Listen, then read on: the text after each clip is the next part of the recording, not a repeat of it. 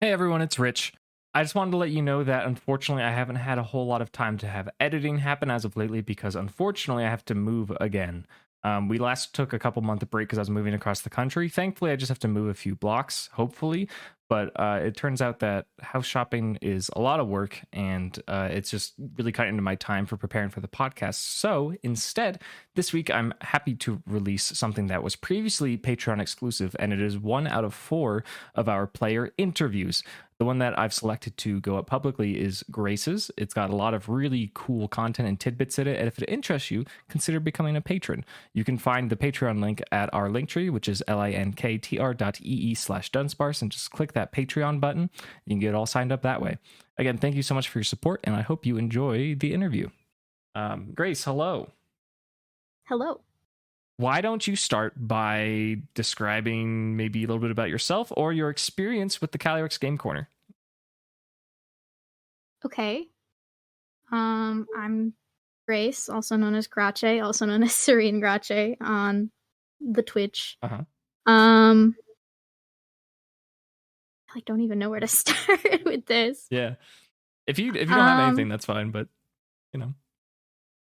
I think that the Calyrex Game Corner is awesome. Yeah. And I love everybody there.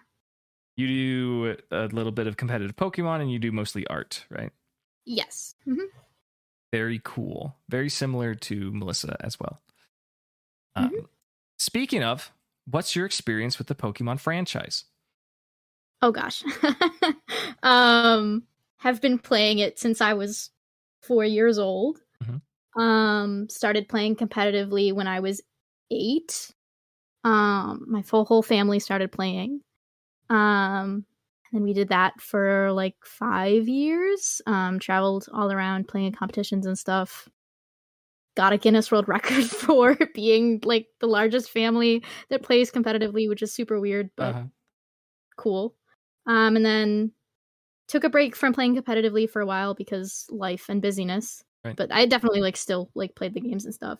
And then around, I guess, 2 years ago at this point, started playing competitively again, and I have been, in and out of it since. Yeah. Do you think you're going to get back into the regional circuit a little bit if it ever happens again? I'd really like to. If I have the time and the ability to travel for it, I would absolutely do that. Yeah. Very sick childhood. That sounds like if I were 8 years old, that would be like a dream for me, but it would never have happened. Oh, yeah. I'm very lucky. Can I ask, or is it worth sharing how many top cuts or titles you have amongst your family? I have won 1 regional. One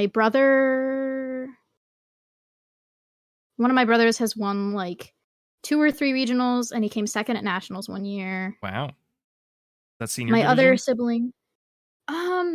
Yeah. I think I think he might have won 1 regional as a master. Wow. I don't actually remember, but most of them were probably senior division. There was one the first year that I was a senior, the first regional that we went to. He came first, my other sibling came second, and I came third. Wow, that's awesome. Really funny. Yeah. Calculated. I don't know how many top cuts total, but that's kind of the rundown. We've all qualified for Worlds at least once, including my mom, who doesn't really play video games that much. And how old were you when you qualified for Worlds? Oh, I mean, I did qualify for the equivalent of Worlds in 2008. Right. Although that was the it was different for video game showdown. Yeah. So then next year was the first official circuit, and I did qualify that year. So I actually. So you were 9? Yes, 9. That is crazy. Okay, that's so cool. Yeah, and there were only 2 divisions back then. There was only juniors and seniors, so it was different. Yeah. I don't remember exactly how they did the ages, but still, that's crazy because seniors had to be 13, right? Yeah, it was something like that. Because there was one regional in Atlanta. I can't remember what year it was. I think maybe 2010. Where my brother, who was only 13 or 14 at the time, was in the finals against my dad. Oh, what? It's how did that happen? I don't know. Yeah, that's pretty strange. Cool. Thank you for sharing that. That is so sick. Yeah. We can go a little bit more casual. What's your favorite generation? Favorite generation? 4. I love Gen 4. It was the one that I started playing competitive. I just think it's great. Yeah. I mean, that's when competitive started, right? So, Well, yeah, exactly.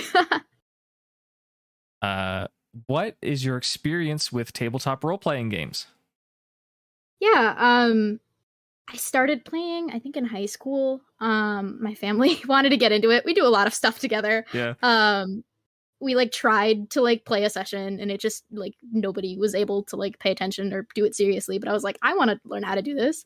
So I had some friends from school teach me, and then we actually started a club for my high school for D&D. And yeah, then just kind of been playing. Done like 2 other like full campaigns before this, but that's pretty much it. That's so sick. I wish I had a D&D club in high school. Very cool. Yeah, it was pretty cool. Was it called D&D club, or did it have like a Yes, okay. It was just called D&D club. That's awesome. Who was the first character you played in a role-playing game?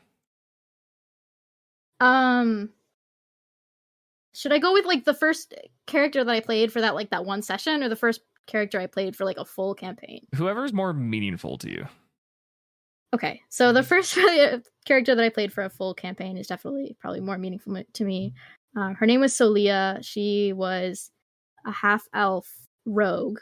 Mm-hmm. She was supposed to be like super like mysterious and like secretive.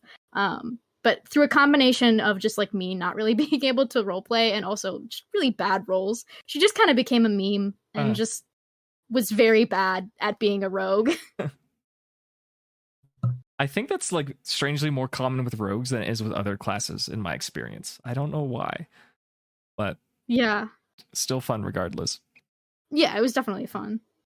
With the amount of experience that you have, do you think you enjoy role-playing certain kinds of characters more than others? Is there kind of an archetype that you go for? Yeah, I thought that I would really like being the like secretive rogue, but and like being like, ooh, like I'm like so smart and mysterious. But I think it's kind of more fun to play at like a not very smart character. Mm-hmm. I think it's a lot easier because you don't have to like try as hard to like know things. Yeah, I think just like someone that's like similar to myself, but like different enough that it is role playing. Oh yeah, bard vibes. I love like bards and clerics. I feel like are always like the two now that I gravitate towards. Hell yeah, that's great. What was the process that inspired Elodie for you? The process that inspired Ellie. I was thinking about what I wanted my character to be. And I was like, I just had like the thought just randomly of like, what if I played a baker who has a milcery? Because I love milcery. I like baking. Those are two things that can go together really well. And that's pretty much it. Just kind of went from there. Great. How do you feel about Ellie's development so far? How do you expect them to continue to grow? Yeah, I think she's learned a lot on her adventure. She kind of started out, I think, not being very like, I guess, worldly, not very like street smart. She hadn't really like been around much, and I think she's like learning. I don't know. I guess like how to interact with the world. I don't know how to describe this. Like I feel like there's a lot that's happened in the campaign that can be like kind of overwhelming for a person, and like learning how to deal with that. Yeah. And then as far as like the future, definitely continuing to go on that like path of growth of like learning how to deal with things that might be overwhelming, or like how to help people around her, stuff like that. Yeah. Yeah. Are there any parts of Elodie that have surprised you as you've played her? Or are there any decisions that she's made that would be at odds with your own decision making? Gosh. Good question. I certainly think there's been things that she's done that have surprised me. I think like the main one that comes to mind, I don't know why, is like when we were in Zoe's house after the like big metal man came in and destroyed it, and we were like investigating, and like she like volunteered to go to the basement. I don't know why, but I didn't expect. I don't know. I feel like it's like a weird thing to describe that. I was like, I don't know. I feel like if I had been there like in person, like I wouldn't want to do that. But like me as a person, like I want to know what was in the basement, even if it might be scary. So I guess like things like that of like just kind of like taking risks in a way that I probably wouldn't as a person. I think are probably things she's done. Nice. I like that. That's great. You touched on it a little bit, but why did you pick Cabbage? Cabbage as a name or Milcery? Both. Both. Yes. I really like Milcery. Yeah, I guess that's kind of like the main explanation for that. I thought it would be a cool Pokemon to play with for a campaign because I was like, I don't know, like it has a cool way to evolve. It's a fairy type, and I like fairy types. And then as far as Cabbage, originally I was thinking about naming it like Shoe, like there's like the baking term pot of shoe, which like is what you make cream puffs with. Oh, I never heard of that. Yeah. And then like knowing I've just like seen online that like, you know, people in France as like a pet name call each other like, oh, mon petit chouchou. And that shoe actually translates to cabbage. I was like, wait, it would actually be kind of funny if her name was actually just Cabbage. Wow, that's some exclusive like deep cut there. Like I don't think anyone knows. I bet everyone's just like, oh, Cabbage is just, it's funny. But like it actually is like a French thing, which is like a Kalos thing, which is related to baking. Like that's crazy. Yes, there. I think names are really fun, so I spend a lot of time thinking about them. Yeah, that's significant. That's awesome. Thanks for sharing that. Yeah. So when we first made our character sheets, I just came up with a really basic passive to give everyone, and it was related to a type specialty. How do you feel about your decision? Do you think you want to develop into the fairy aspect, or are you more keen on kind of a theme? Does your team already kind of represent either of these decisions? I think originally coming into the campaign, I was like, oh, I'm just going to be like a fairy type trainer, and like I'll probably catch some other Pokemon, but mainly I just want to be like, you know, I think it would make sense to just kind of focus on fairy. And now I feel like that's kind of changed. I think she actually has more water types now than fairy types. That's true. Yeah. But I think there's a lot of Pokemon that like some of them like centering around like food and stuff. I think it would be cool as a route, seeing as she is like a baker. But also like I feel like I've kind of developed like this like performance aspect of like maybe they're like a band, and I think that could be a really cool thing to do as well. Right. Yeah, so you got a couple different routes you can go for there. Yeah, I would like in the same aspect I was saying with Melissa, how I feel like dragons are kind of fire adjacent. I think water and fairy are kind of related because they're both pretty lunar, you know? That's true. I didn't even think about that. That makes a lot of sense. Yeah. And again, that just comes to Avatar kind of. I mean, there isn't a fairy type in Avatar, but like if there was, it would be water bending related. Maybe it'd be air bending. I don't know, but I think it's similar. Mm-hmm. So we actually, yeah, I can just mention real quick. We actually kind of do represent the four of us, the like four different like nations. You're kind of right. I didn't even consider that. Like Elodie is water, Cindy's fire, Schmidt is air, and Gimli is earth. You're so right. I never even realized that. That's kind of wild. Huh. Very cool. We'll see what happens with that. If Elodie were coming to visit you where you live, what activity would you propose to do together? Oh gosh. Well, I think baking would be a pretty cheap option there. Yeah, just like come over and we'll bake. I don't know. What else would be? Also, do you think you'd get along? I think so. I definitely would want to be friends with her. I think she'd be like cool, and I'd be like, wow, this person can make things that taste good. I like things that taste good. Mm-hmm.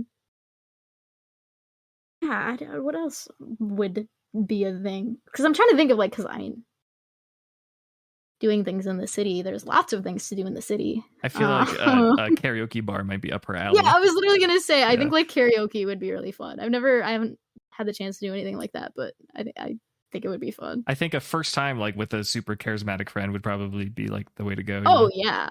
Oh, definitely. There have been moments in our campaign where Elodie does something incredibly charismatic, and you're just like, I don't really know like where to go with this. you think that like there's a little bit of development for Grace there, like like learning little charisma oriented tasks because of Elodie's inspiration, maybe? Because there's been a lot of times where it's like, I don't know what I would say, but I want to do this, and then we roll the dice, and then you get a number, and then you've been able to determine how Elodie responds based on what you roll. I guess I don't really know what I'm asking here, but it's just a conversation point, I guess. Yeah, I mean, I think maybe there's been development there. Who knows? Yeah, it's an aspect of role playing, I guess. It's all, and it's interesting, and it's fun, and it's good. Mm-hmm. I haven't touched my mouse in a little bit, so my monitor went black, but now I can. Okay, it's back. Give me your top 3 favorite Pokemon besides Milcery. Number 1 is Espeon. Mm-hmm. Been my favorite since I can remember. Number 2 is probably, I feel like 2 and 3 are a tie between Poltegeist and Wimpod. Ooh, excellent. Is there a story with Wimpod, or do you just love Wimpod? I really like giant isopods. Yeah. I don't remember when that started. It's just like one day I was like, man, these things are really cool. Yeah, they are. And since Wimpod is a giant isopod, and it's also got some purple in it, and I like purple. Mm-hmm. I just think it's really cute. Yeah, that's a good enough reason. You have a Wimpod plush, right? I do. I don't have it with me right now. Oh, that's fine. I don't need to see it, and it's audio content anyways. But that's true. You have to describe it in excruciating detail. You're fine. That pretty much does it for me. If you have anything that you want to ask me or say to the listeners, that's on you. Thank you for being a really cool DM, and thank you to the viewers for being really cool listeners. They can't see us. I mean, yeah, maybe. They see us in their mind's eye, right? That's what matters. True, yeah. Cool.